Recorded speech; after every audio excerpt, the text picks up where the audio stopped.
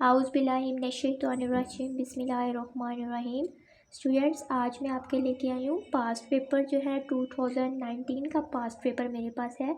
तो मैंने सोचा कि मैं अपने स्टूडेंट्स को ये करवा देती हूँ। तो सबसे पहले हम इसके ऑब्जेक्टिव करेंगे। ऑब्जेक्टिव में पहला देखिए ज़रा MCQ से आपका, the value of dy/dx is equal to -2/x³ at x is equal to -1। ठीक है, ये आपके पास स्टेटमेंट है। तो स्टूडेंट आपने क्या करना है, यहाँ पर उन्होंने हमें एक कंडीशन दे दी है, वो ये है कि x जो है ना वो आपने -1 जो है ये आपने सबसे पहले यहाँ पे पुट करवाना है। ठीक है, x की जगह पे आपने -1 पुट करवाना है, तो ही आपका जो आंसर है वो ठीक आएगा, अदरवाइज़ आपका आंसर जो है वो गलत आएगा।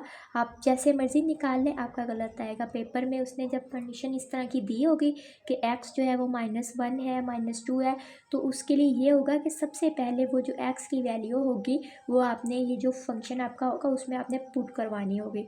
तो यहाँ पे मेरे पास x की वैल्यू -1 है, वो मैं यहाँ x की जगह पे पुट करवाऊँगी। तो ज़रा देखिए, फंक्शन था ये आपके पास dy/dx -2 और ओवर में डिनोमिनेटर में x⁻³ थी।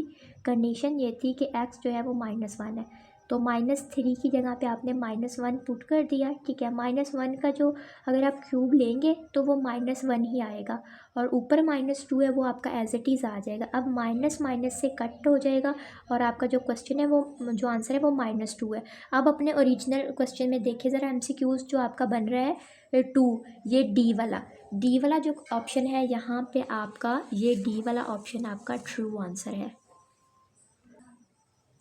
नेक्स्ट हमारे पास क्वेश्चन 2 है। क्वेश्चन 2 में डिफ्रेंशिएशन हमने करना है y का। तो देखें, अगर हम x का डेरिवेटिव लेते हैं तो dx कंसीडर करते हैं। ठीक है, और अब हमने y को करना है तो हम क्या करेंगे, dy करेंगे। तो जो क्वेश्चन बी है ये डी वाला, ये हमारा करेक्ट आंसर होगा। और इसी के साथ साथ क्वेश्चन जो है वो MCQs नंबर 3 है। ऑर्डर ऑफ डिफरेंशियल इक्वेशन, हमने इक्वेशन का हमने ऑर्डर बताना है। तो स्टूडेंट्स आपको ये बात पता है जी, आपको ये बात पता है कि जो डिफरेंशिएशन होती है, हमें ऑर्डर, जब भी हमने ऑर्डर बताना होता है तो हमें पता है हाईएस्ट डेरिवेटिव जो भी हमारे पास हाईएस्ट होता है तो वो हमारा ऑर्डर होता है। तो ओरिजिनल फंक्शन में आप देखिए ज़रा क्या था, इसमें डिग्री किसकी ज़्यादा है, यहाँ पे हाईएस्ट जो है वो पावर हमारे पास 2 है, तो हाईएस्ट पावर 2 और इसके बाद है 1 है, तो हाईएस्ट पावर 2 है, तो हमारा जो ऑर्डर होगा वो भी हमारा 2 होगा। That is your correct answer 2। और ऊपर वाले का 2 का था, डेरिवेटिव क्या आएगा, जब हम y का लेंगे तो dy हम लिखेंगे। और 3 में दोबारा सुन लें कि जो हाईएस्ट पावर होती है बेसिकली वही हमारा ऑर्डर होता है। तो यहाँ पे अगर 2 है तो आपने 2 ही लगाना है। अगर आपके पास हाईएस्ट पावर जो है वो 3 आ गई है तो उसका जो ऑर्डर आपने बताना होगा फिर वो ये 3 वाला ऑप्शन होगा। लेकिन फ़िलहाल हमारे पास जो हाईएस्ट पावर है वो 2 है, तो हमारा ऑर्डर ऑफ डिफरेंशिएशन इक्वेशन भी 2 होगा। जी, MCQs नंबर 4 है। If f of x is equal to cos x, हमारे पास एक फंक्शन cos x है, हमने क्या करना है f प्राइम, ठीक है, मतलब f का डेरिवेटिव लिया हुआ है। डेरिवेटिव लेने के बाद उसमें पुट क्या किया हुआ है, पाई की वैल्यू की हुई है। पाई की वैल्यू हमें पता है 180 होती है। तो सबसे पहले हम ओरिजिनल अपना फंक्शन लिखेंगे। फंक्शन हमारा क्या है, cos x है।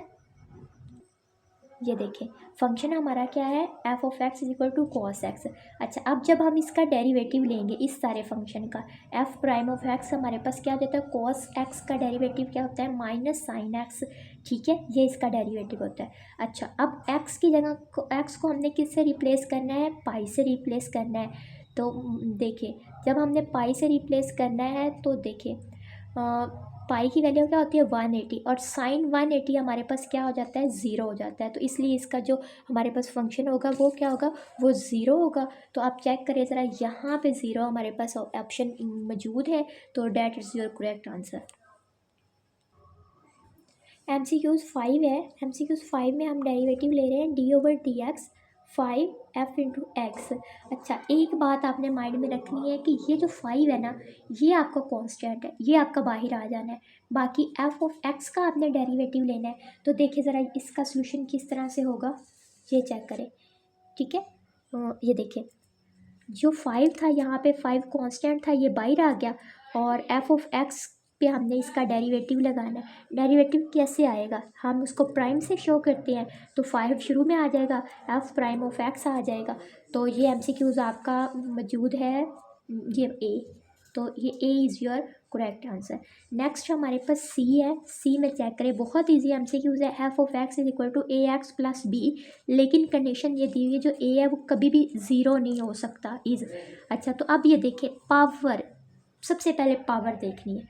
पावर ये देखिए ट्रिग्नोमेट्री तो ये है ही नहीं, क्योंकि ट्रिग्नोमेट्री तब होता जब साइन कॉस वगैरह होते हैं इसमें अवेलेबल, तो ये ट्रिग्नोमेट्री नहीं है। क्यूब फंक्शन भी नहीं है क्योंकि इसके ऊपर क्यूब हमें नहीं नज़र आ रहा। क्वाड्रेटिक भी नहीं है ये, ठीक है, पावर इसकी क्वाड्रेटिक भी नहीं बन रही। अच्छा बाकी रह गया लीनियर इक्वेशन। लीनियर इक्वेशन का ये रूल होता है स्टूडेंट्स, इसकी जो डिग्री होती है ना लीनियर इक्वेशन की, वो 1 होती है। पावर जो है वो क्या होती है इसकी, 1 होती है। एंड और पावर जो है वो हमेशा पॉजिटिव रहती है। आप देखें मैंने यह बात यहाँ पे लिख दी है, it's degree is positive and 1। इसकी जो डिग्री होती है वो पॉजिटिव होती है और 1 होती है। तो ये जो हमारे पास सारे का सारा फंक्शन है ये क्या है, ये हमारे पास लीनियर फंक्शन है। MCQ 7 है, if y is equal to e की पावर 2x। अच्छा सबसे पहले तो हम जो इसमें पावर रूल यूज़ होगा, ठीक है, तो हमने y2 का हमने बता लिए, y का है, y1 का भी नहीं बताना, हमने y2 का बताना है, ठीक है। अच्छा देखिए ज़रा, ये थोड़ा सा सोल्यूशन है इसका, ये एग्जामिनर ने थोड़ा सा हमें घुमा दिया है। y is equal to e की पावर 2x है, देन y2 हमने फाइंड करनी है। अच्छा e की पावर 2x को हम सिंपल क्या करेंगे, 4 से मल्टीप्लाई कर देंगे, तो हमारे पास 4 e की पावर 2x आपके पास आंसर आ जाएगा। तो 4 e की power 2x it's your correct answer. Next हमारे पास क्वेश्चन 8 है। क्वेश्चन 8 में आपके पास इंटीग्रेशन का ये क्वेश्चन है, आपके पास जो लिमिट है वो π/2 से 0 से π/2 है, cos x ओवर dx। तो आपने इसको सॉल्व करना है स्टूडेंट्स। कैसे सॉल्व करना है सबसे पहले देखिए ज़रा, जी ये देखिए ज़रा, आपके पास जो लिमिट है वो क्या है, 0 से π/2 cos x। सबसे पहले ना आपने डेरिवेटिव ले लेना है। cos x का डेरिवेटिव क्या होता है, sin x, ठीक है, आपने डेरिवेटिव ले लिया। पावर्स आपको पता है, अब आपने ये पुट कर लिमिट पुट करवा देनी है। पहले क्या पुट करवानी है, साइन, जब x की जगह पे π/2 आएगा तो साइन π/2। अब बीच में हम माइनस हमेशा ही लगाते हैं, तो साइन, अब x की जगह पे ये 0 पुट करवाना है, तो माइनस साइन 0 आ जाएगा।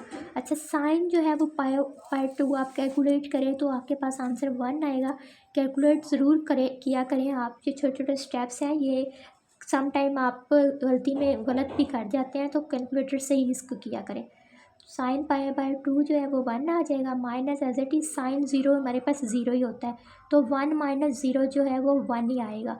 तो इसमें हमारे पास MCQs नंबर 8 का जो सोल्यूशन है उसमें हमारे पास 1 आया है, तो that is your correct answer 1।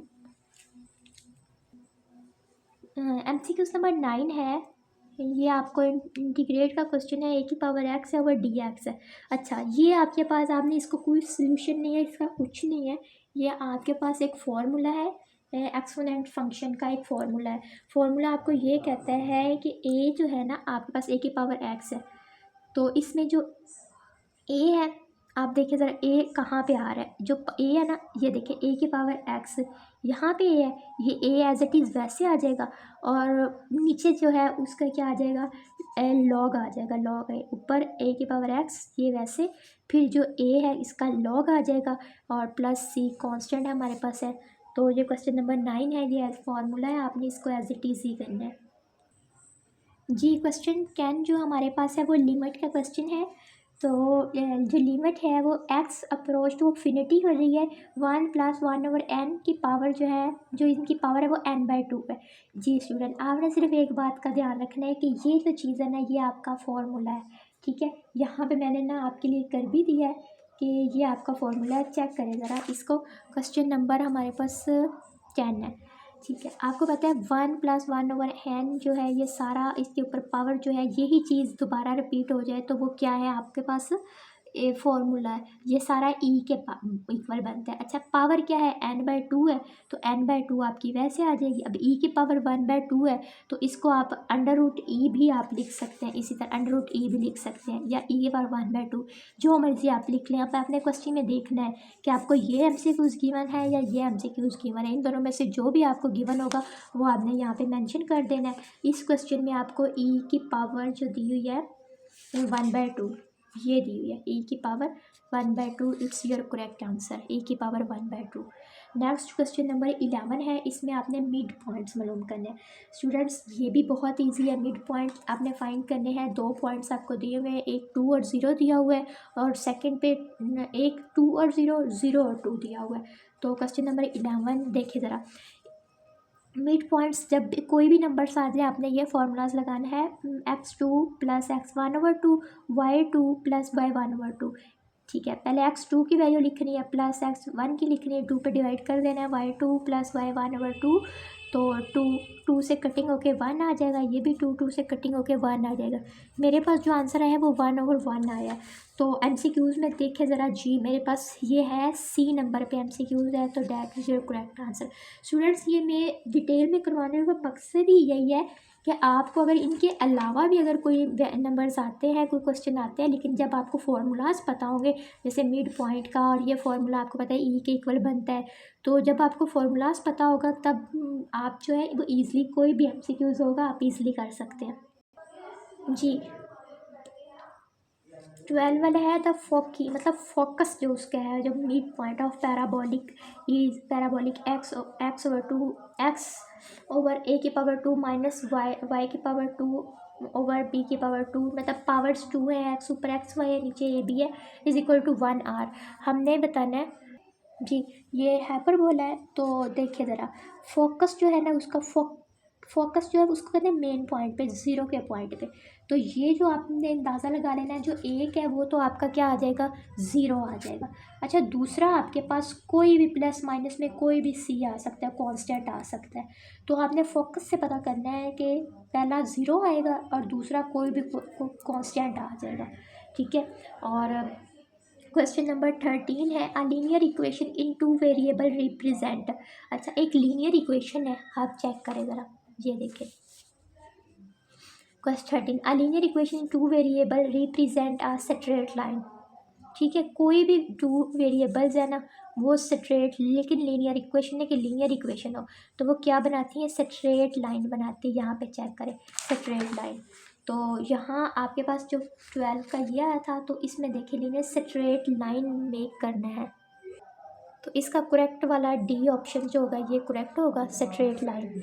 Next है क्वेश्चन नंबर 14। जी स्टूडेंट, ये बार बार क्वेश्चन आते हैं पेपर में और इसको समझने की भी ज़रूरत है आपको। क्वेश्चन 40 में the radius of a circle, हमारे पास एक सर्कल है, उसका रेडियस ये है, ठीक है, हमने फाइंड करना है कि क्या रेडियस है। आपने हमेशा ही से ही कंपेयर करना है। हमें पता है कि जो सर्कल की जो इक्वेशन है ना वो ये है, x - h का स्क्वायर प्लस y - k का square is equal to r square. आपको जो ओरिजिनल दी होगी पेपर में, आपने उसको इसके साथ कंपेयर करना है। कंपेयर करने के बाद आपने क्या करना है, देखिए यहाँ से हमें क्या मिला, आर स्क्वायर, और यहाँ इक्वल की साइड पे क्या, 9। आपने इन दोनों को आपस में इक्वल रख लेना है, स्क्वायर रूट लेना है, आर की वैल्यू आपके पास क्या आ जाएगी, 3 आ जाएगी। तो इसी तरह अगर कुछ भी वैल्यू यहाँ पे गिवन हो गया, आपने उसको इस इक्वेशन के साथ कंपेयर करके आर की वैल्यू फाइंड कर लेनी है। तो आर की वैल्यू क्या आई थी, 3, तो that is your correct answer.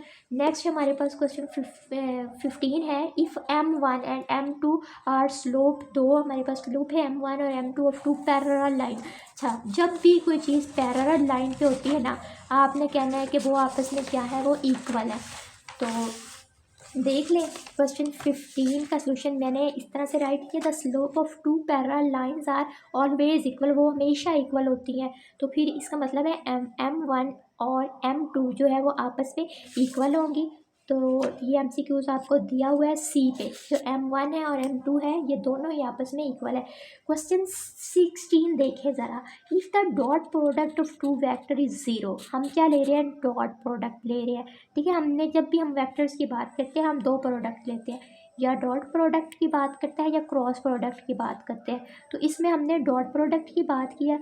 ठीक है, if the two vector is zero then the vector will be. अच्छा अगर वो ज़ीरो है, अच्छा अगर मेरे पास दो वेक्टर हैं, एक मेरे पास फ़र्ज़ करें कि ए है दूसरा बी है, तो वो ज़ीरो कब होंगे बेटे? वो तब ज़ीरो होंगे जब वो 90 पे होंगे, क्योंकि cos 90 जो डॉट के लिए हम क्या यूज़ करते हैं, डॉट के लिए हम कॉस यूज़ करते हैं और क्रॉस के लिए मल्टीप्लाई के लिए साइन यूज़ करते हैं।